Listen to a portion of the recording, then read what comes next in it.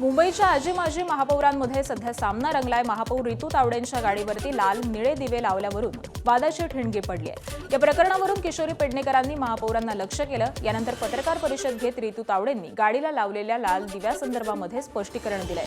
तर सुरक्षा रक्षकांची मागणी करणाऱ्या किशोरी पेडणेकरांवर देखील निशाणा साधलाय। त्यानंतर काही वेळामध्येच किशोरी पेडणेकर महापौर रितू तावडेंच्या भेटीसाठी पोहोचल्या। या दोघींमध्ये 15 मिनिटे चर्चाही झाली।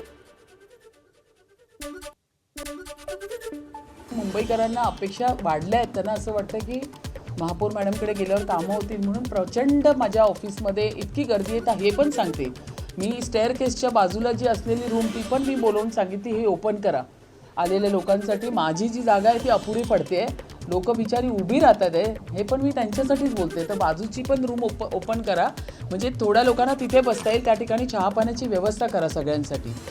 तर हे माझा एक पीठासीन अधिकारी म्हणून ठीक आहे, महापौर मागू शकतात, ह्याला काय म्हणायचं या पत्राला?